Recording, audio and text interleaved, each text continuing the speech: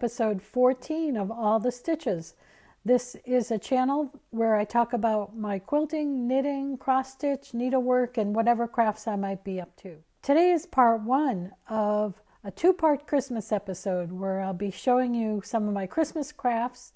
And since I celebrate Christmas, that's pretty much all you'll see today. Now, if you don't celebrate Christmas, I hope you'll stick around anyway. And I think crafts are crafts. And if you enjoy quilting, needlework, you might enjoy this anyway. So here's my plan. For this first Christmas episode, I'm going to show you some of my older Christmas pieces and talk a little bit about those. And for the second Christmas show, I've already started making a few little short videos that I want to run together, and it will be more of a vlog than my usual sit down and talk into the camera type episode. And in that second video, I'll have some of my favorite quilts and some bigger pieces that I've had to walk around the house to show you rather than sit here with the smaller pieces that I'm going to do now. So that's the plan. Let's see how it goes. But for now, I'm going to start with some of my older Christmas pieces that I started in the early days of my quilting. Here's a real old one. And I would say this is an early quilt that I probably didn't even know that much about quilting when I made this. It is an old Yours Truly pattern from that old pattern company. It is, I'd say, very badly machine appliqued. It was all I knew how to do. I just followed the pattern and did the best I could. And you can see I didn't even know to put a separate backing on it. I did the applique right through the batting and the backing of the quilt. I also didn't know anything about binding, so I purchased a prepackaged binding and sewed it on. I wasn't even sure how to do it, but I still love the shape of this reindeer, and he is made of a brown felt. And the reason I'm showing you this, which is obviously not my best work, but it's still a favorite of mine because it really kind of started me on this love for Christmas quilts. And I'm still to this day, as you can see from this one, this is somewhat Christmassy, it's more winter, but as you can see, I still love to make Christmas quilts. So I'm going to jump around a little bit in order just because that's how I have them laid out. But very early on, I also made this one. And just a Santa face. And he is hand quilted with his little red nose, and the eyeglasses and eyes are hand embroidered. His holly leaves are felt, and this was just an old fabric that came looking like patchwork. I still hang Santa to this day and still enjoy him and smile when I see him. Also, going back to the early days is this Santa in the Moon. This is a small piece that I made for all of my quilting friends, and I've mentioned before this group of us met every Wednesday night over each other's houses for quilting and friendship, really, probably more than anything, but we were all really into quilting. So for years we met on Wednesdays, and every Christmas, of course, the days leading up to Christmas, we met and had a nice holiday dinner at someone's house. And in the later years, we went out to dinner. But we always exchanged a handmade gift, mostly handmade gifts. And this is one that I made. And I always made things that I loved, so I would make one for myself. So in the years that we were all together, there were 8 of us, and so I would make 8 things every year. And this year, the year I made these Santas, I didn't make one for myself.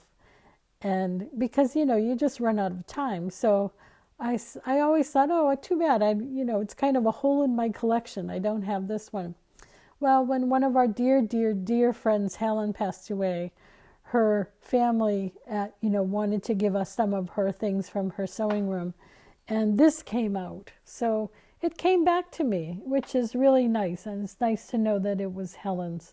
There's a little bell on the top, and I thought the fabric was pretty on the back. I still believe even after all these years, I have a little piece of that fabric left. This is a small piece, and as you can see, it's Santa with his 8 reindeer. And this was done a very simple method with an adhesive on the back of the fabric and pressed on. I quilted the piece, but I did not sew around the adhesive. And again, the stuff just sticks forever and ever. It hasn't come apart yet. I'm going to show you a quilt that I did not make, but I wanted to show you because I mentioned my Wednesday night quilting group. Here's a gift that I was given by someone else in that group. And this came from my friend Barbara. I've talked about Barbara as a knitting friend and a knitting teacher, but I knew her first as a quilter, and one year she made these angels for us, and she did beautiful hand appliques. So they're all hand appliqued and it's all hand quilted. I don't know how she ever made so many of these. This was a cute little banner meant to be hung over a doorway. I never quite figured out how to do that well because of the shape of it, but I ended up pinning it to different places. But I thought, the shapes are just so simple but so pretty, and I've always really liked this. I did hand applique it and I hand quilted it, and I just sewed on those charms just to give it a little zing. So at some point I started to make Santas every year. I called it my Santa of the year, and some of them were big and quite complicated, some of them were small. And whatever year this was, this particular year, I made this some sort of little primitive Santa hiking, and I used very country type fabrics with it because I thought it just fit with the simple shape. It is machine pieced but hand appliqued, and I did hand quilt it. It's funny, but I made another one. I made one for myself and I made one as a gift. The fabrics are a little different, but it's basically the same thing. So it's funny how many gifts I've given that have come back to me. And sadly, this one came back to me as well. There's something kind of nice about that. When a friend passes, that the quilt will come back. And I never ask for it, of course. Some things just come back, and that's okay. And here's one that it's just so simple, but it is just so joyful. A birdhouse decorated for Christmas, and a cardinal visiting the birdhouse. I made several of these for gifts that year, and I'm so glad I made one for myself. But it is hand appliqued, it is hand quilted, and I just love the bright Christmas colors and the snow falling in the background. Here's one that's very strange. And you might not see it as a Christmas quilt, but it was a year that, quite frankly, was not a good year for me. I wasn't overly thrilled about celebrating Christmas that year. So my Christmas quilt that year, I may have made a Santa too, I don't really remember. But I did want this quilt to hang in my office. So I made this. So you have Christmas, a box of Christmas ornaments falling to the ground. There's the tree in the background. There are sequins sewn on. But here is what I thought about the whole holiday season that year. I'm just looking at the back. It says 1987. Okay, that was not a good year for me, 1987. But I hand appliqued this and I hand quilted it. The ornaments have ornament wire hooks on them. Some of them fell off. This could be a good one for 2020. I don't know, but that's just how it was that year, and that's okay. So in a more joyful year, my Santa quilt was this one. I did a red work Santa. Red work being embroidery with red floss, just one color. And I pieced all around it. It is hand embroidery, machine pieced, and I hand quilted it. I should have shown you this one earlier. This was also a very old quilt that was one of my early Christmas quilts. And that whole group of us, that Wednesday night group, I think most of us made this pattern as well. So we kind of worked through it together. But it is obviously a Christmas tree, all pieced. The corners were fun. There were 8-pointed stars in the corners. And what I did, and I don't remember if the pattern called for this, but what I did is I made that tree and then I appliqued it by hand onto the background. And that way I didn't have to try to piece the whole thing in. Boy, it is so not perfect. I have a lot of points missing and the tree tends to be a little crooked, but I don't care. Once again, it's those early fabrics from VIP or Yours Truly, whatever that company was, probably both. And you know what? I still lay it out somewhere. I don't hang it, but I might lay it over a railing or something. And think about those early days of quilting when we all would work on the same thing. This one goes with the banner that I showed you with the arch top. And this is my Santa Wizard. And again, some of these are older. I've long given away the patterns. I doubt I can give recognition to the pattern designers, but also you probably wouldn't be able to find the patterns anyway. They're that old. So this Santa is hand appliqued, hand quilted, and machine pieced. Love these these arch tops are really pretty. They make for a nice, different type of quilt to hang on the wall, but they do present a problem for hanging. In this case, what I did was, you can see there's a sort of a sleeve sewn around the top, and then I inserted a piece of cardboard just to hold it steady. Now in this case, I had rolled up this quilt, so you can see it's bent a little. I would have to press this out to hang it.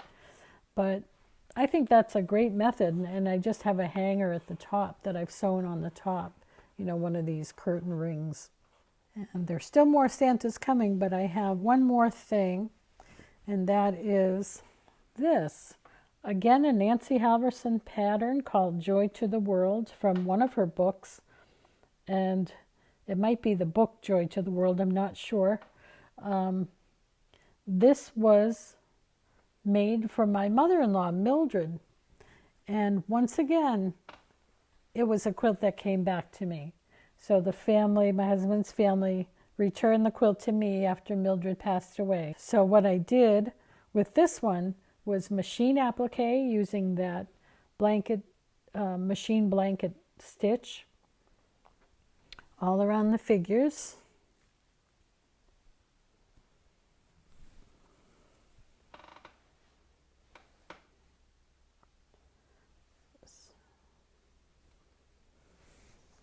I love that sheep in the front and the cow, everything. Nancy Halvorsen shapes and figures are just, they're absolutely darling all the time. And as you know, I'm a big fan of hers, and I continue to be. So that is Mildred's Joy to the World. And now we're back to Santa Land. So here's another Santa, a very patriotic Santa. And he is hand appliqued and quilted by hand. This was another annual Santa from my collection. And again with this arched top. This one is a little easier. I don't know why, just the shape of it makes it sort of cling to the wall. This was the year that, oh, what is this fabric called? Lame? Is it gold lame? This fabric was so big in quilting. Everyone was using it as a little spark in a quilt. I was never big on it. For one thing, if you got an iron near it, it would melt and there would go your whole piece. But I did want to use it for the bell that year. And I think it works just fine as long as I remember not to press the quilt. This is my final Santa for this show anyway, for part 1. And he's one of my favorites, I do believe. I just call it Victorian Santa. And I think he's pretty fancy. He was again one of my annual Santas. And it is hand appliqued and hand quilted. And there are a lot of details on this one. I think because the pieces were small, the tree is appliqued in different, there's so many different sections to the tree, all different fabric. His bag, his hat, his face, a lot of detail there, and his belt has little bells sewn on it. They don't ring, but they're sort of like little buttons that look like bells. I liked this because it had that same arch that I really enjoy, but it is only in the pattern. It's not in the shape of the piece, so that sort of makes life easier. But one of my favorites, my Victorian Santa. Now it's time for something old. When I was doing a lot of crewel embroidery, I came across this kit. I'll bring it closer. So these panels are crewel embroidery, and you sew them into the shape of this ball and lay it over. There's a big styrofoam ball under this. Here's one.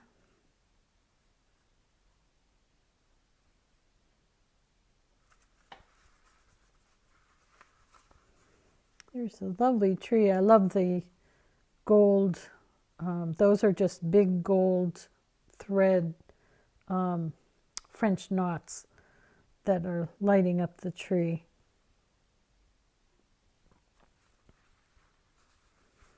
And here's the last side, Santa coming down the chimney.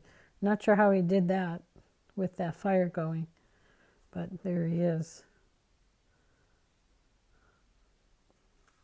I love this piece, and sadly through the years, I think it fell off where it was hanging. I would generally hang it over a doorway, and more than once it fell off its hanger.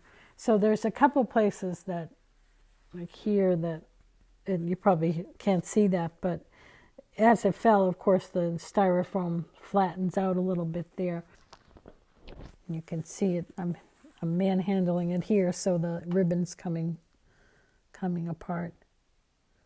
But there you have it. That's my something old, my crewel embroidered ornament, giant ornament. Okay, so that's part 1. Now part 2, I'm going to start working on putting that one together. It's going to really be more of a Christmas vlog as I splice together some video. And I also will have more quilts to show you. So I have some bigger quilts. I have some really my favorite quilts, and more recent. So quality is definitely better. And I believe I have some needlework to show you as well, some Christmas knitting that I haven't shown you yet. So that's my next one, and you should expect that in another week or so after this one. And until next time, I hope you enjoy the Christmas season and this holiday season. And until next time, I hope all of your stitches bring joy.